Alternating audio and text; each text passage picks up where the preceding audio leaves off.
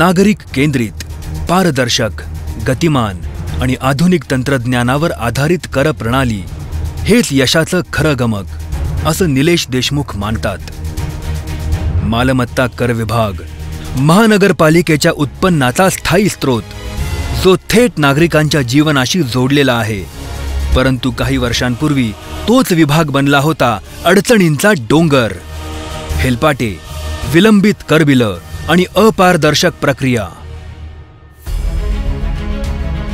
जानेवारी 2022 मध्ये तत्कालीन आयुक्त राजेश पाटील यांनी निलेश देशमुख यांच्यावर मालमत्ता कर विभागाची जबाबदारी सोपवली. पुढे विद्यमान आयुक्त शेखर सिंह यांचं दूरदृष्टीपूर्ण पाठबळ लाभलं आणि मग डिजिटल इंडिया ही संकल्पना ठरली या क्रांतीचा गाभा. 100% ऑनलाईन सेवा प्रणाली, भारत बिल पेमेंट सिस्टमचा समावेश, वेळेची व श्रमांची बचत, सर्व सेवा एक क्लिकवर, देशात काय परदेशात सुद्धा.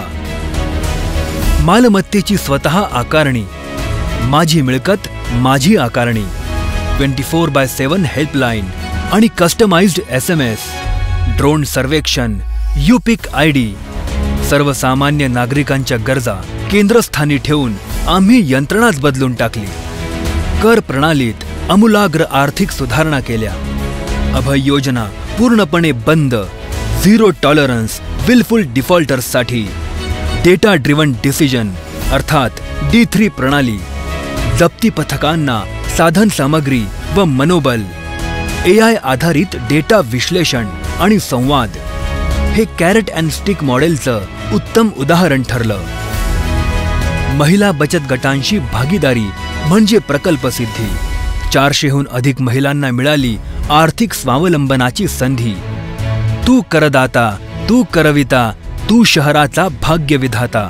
या मोहिमेनं नागरिक आणि पालिका यांचं नातंच बदलून टाकलं. करसंवाद, सोशल मीडिया आणि चॅटबॉट्स, संपूर्ण संवाद नव्या पातळीवर गेला. विनावाढ मालमत्ता कर वसुली 2022-23 मध्ये 628 कोटी, 2023-24 मध्ये 817 कोटी, तर 2024-25 मध्ये तब्बल 977 कोटी. पण खरी कमाई म्हणजे नागरिकांचा विश्वास. हे यश श्री निलेश देशमुख यांचं वैयक्तिक नसून पिंपरी चिंचवड शहराचं यश आहे. अधिकारी, कर्मचारी, बचत गट आणि सर्वात महत्त्वाचं शहराचा प्रत्येक करदाता आणि भाग्यविधाता. धन्यवाद.